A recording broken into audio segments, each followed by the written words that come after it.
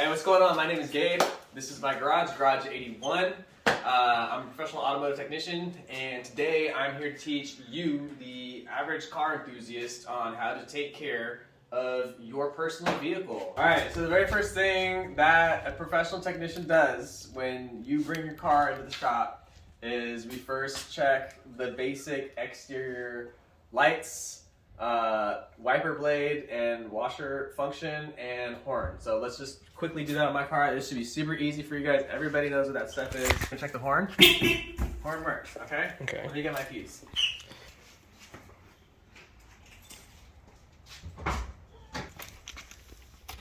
So key on, right? A lot of times the headlights won't work if the key's not on.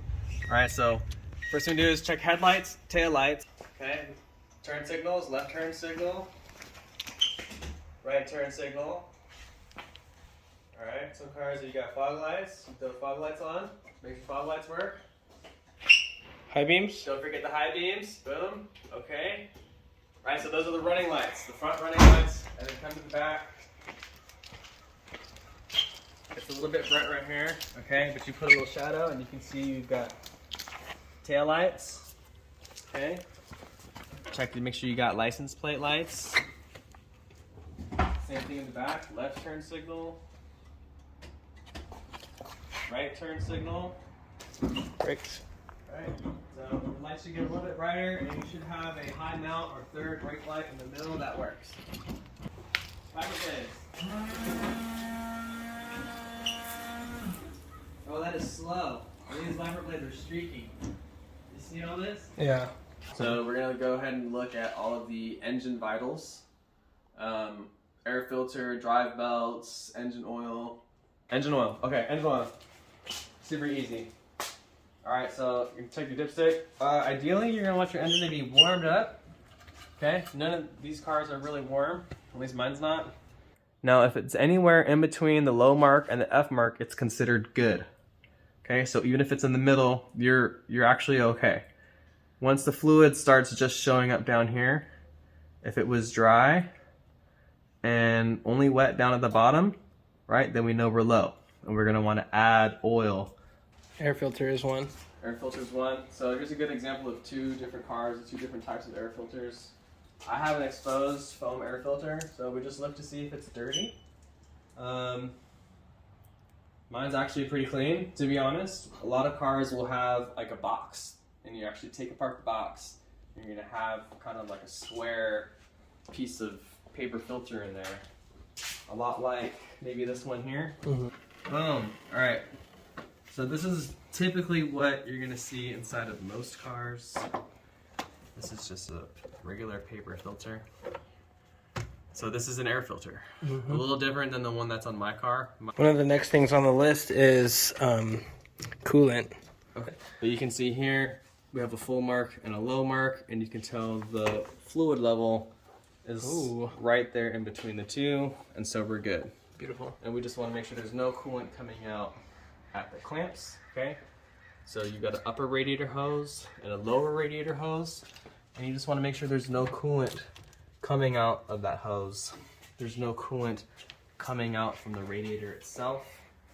And as the coolant starts to come out of the radiator, this tank will start to get low. Mm-hmm. So belts are accessory drive belts. They're going to be in the front of the engine, driven by pulleys. So usually you're going to have a rubber belt here. And okay, here's the belt. Okay, and you want to look this part here. If you get cracks that are going the opposite direction, then your belt needs to be replaced, okay? So this is going to be your drive belt. You just want to make sure they're tight and they're not cracking or falling apart. Brake fluid. You want to make sure the fluid looks nice and close to clear. Maybe a little yellow tint is normal.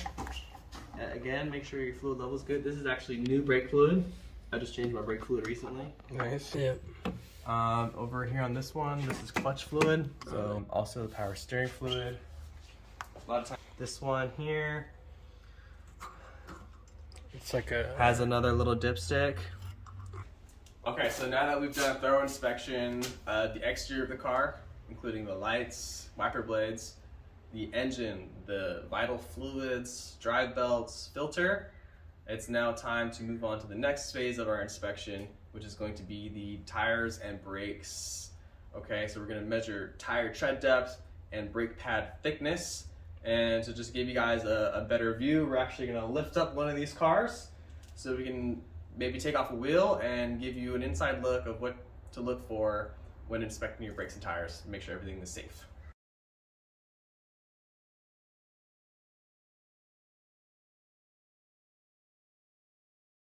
Here, buddy. All right. Let's take a look at your tire. Do you think this is a good tire? Yeah, so when I look at this tire, I can dig my nails into it, and it looks like I can get like a lot more laps, a couple more days of drifting on it, personally, right? We're gonna actually measure the tire in 3 different places, okay? The thing we're gonna look at are these long grooves here along the tire, okay? So we've got one here kind of on the inside, we've got one here on the outside, and we're just gonna pick one of these 2 inner ones, okay? One thing every car person's gonna wanna have is this tool here. This is a tire tread depth gauge. We're just gonna take this tool, we're gonna stick it in here and push down, okay? And that's gonna give us a reading. Tires are measured in 30 seconds of an inch. So 30 seconds is the average tread depth of a brand new tire. A car that is in need of tires, okay, generally automotive facilities will recommend replacing tires at 30 seconds. That's how deep this tire tread is. That's how deep my tire tread is? That's how deep your tire tread is. If your car came into my shop and I measured your tires, I would say, hey, you need tires. So, can we still drive on these tires? Yes. Oh my God. Are we approaching the point in time where if we hit a severe rainy season, these tires would be borderline unsafe? Yes. Yeah, and it looks like, I might be wrong, but it looks like I have some wear and it's shorter on this side. So let's check. So we're always going to check the inside. A lot of cars have negative camber, which is going to cause the inside of the tire to wear more than the right side. So I could have a different reading here than I have right here. Yeah. So right here, yeah, we're at like 230 seconds. Yeah. Okay.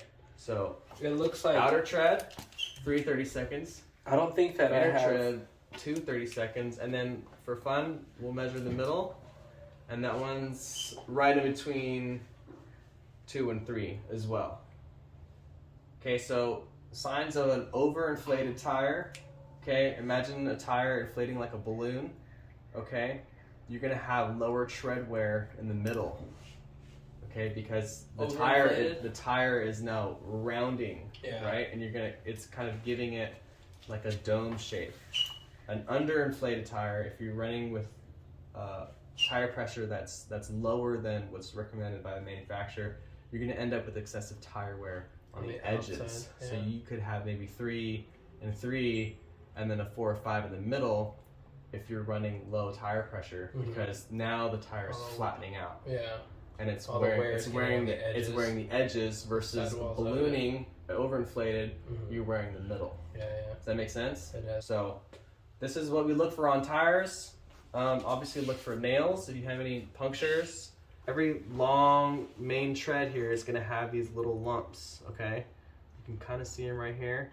These are called wear bars. Yeah. Right? So it's kind of like a raised spot. So that's another sign. If maybe you don't have one of these, if this wear bar is level with the face of the tire, that's another sign that you're in need of tire replacement. Yeah, almost flush. When this wear bar is flush with the top of the tread, it is time. Get yourself a tire pressure gauge if you don't have one already. Let's check the brakes. So a quick rundown. Okay, this is your brake setup here. Brakes have 2 main components. The rotor, which is this saucer looking plate here, and then a caliper, which is going to be this guy that's attached to the rotor. All this does is apply a clamping force to this rotating rotor here, and that's what slows the car down. Inside the brake caliper are something called brake pads. So brake pads are considered a wear and tear item. Okay, they're designed to wear. okay? And there's two main parts of a brake pad. You've got the friction material, okay, which is this piece on top here. Okay, you can see it has kind of this funky pattern. And then you have the metal plate, the backing plate, or whatever you want to call it, which is this here. So you have a base, okay, and then you have friction material on top, and this sits right in here, like so. Now there's two of these. There's one here, and there's one on the other side. As the wheels are rolling, the vehicle is moving at speed. These two pieces squeeze together via this caliper and hydraulic brake fluid pressure, and it squeezes this rotating rotor, and that's what causes the car to come to a stop.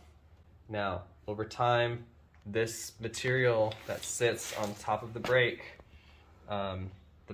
base here, the pad base, okay, is going to get lower and lower and lower. You can see here, these are actually still good brake pads.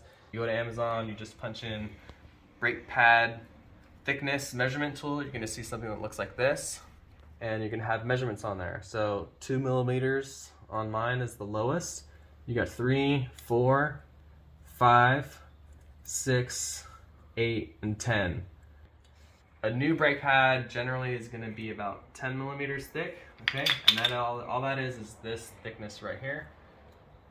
Brake pads are recommended to be replaced at 3 millimeters, which is gonna be this guy right here. Okay, so this part's gonna be flush up against the rotor, and this is just gonna slide right in there. Let's see. So you can see here that this 5 millimeter thickness key or tool, okay, kind of doesn't really fit in there, okay? Okay. So what we're looking at is this 5 millimeter thickness gonna represent how thick this pad is. So Right, and how much life is left in the pad, how much life is left in the pad, right? So the pad that's in my hand, okay, is just a little bit larger than 5 millimeters, okay? If you stick it in there and you got some wiggle room, it's a little bit bigger. If you can sit in there and it's flush, then that's what it is. This car, I would say, are about 4 millimeters because the 5 didn't really fit in there, and the 4 fits right in between the rotor and the base of the pad. Yellow is going to be kind of like they're getting close to being completely worn out to the point where we would recommend them. Yeah. We recommend them at 3. You got to be careful because the further and further you wear them down, the closer and closer you get to this metal part here, which is not designed to be making contact with this rotor. And that's where you get some really crazy, harsh, screeching sounds from your brakes and what most people refer to as metal on metal. At which point you definitely are going to need to replace rotors as well. And so yeah, that's brake pad thickness, okay? Was there anything about that was confusing? No, I feel like I want that tool now, so. You need this tool. Yeah. This is a tool that every entry-level technician needs to have. I've worked at a lot of car dealerships and trained a lot of young men coming into the industry for the first time. And this is something that if you don't have, you need to get. You need to be responsible for providing so that you can do a proper job at performing safety inspections on customer vehicles. And if you're a car enthusiast, why not treat your car like professionals do? So now we covered everything that you need to know to make sure that your car is safe and ready to go, okay? We talked about the engine, we talked about the fluids, we talked about the tires and the brakes, the suspension. Hopefully you guys learned something. Hopefully you got your hands a little bit dirty today, okay? And thank you for watching this video series. If you made it all the way to the end, congratulations, you're one step closer, okay, to being able to treat your car like a professional automotive technician. There's no tool that you can possess that's better than a thorough understanding of how your car works. So hopefully you learned some things about how your car works, how to keep it safe, how to inspect it, what to look for. Thanks for watching. Again, my name is Gabe. This is Garage 81. These are Miatas, and yeah, hopefully this was valuable to somebody. that's it. That's it. And that's it.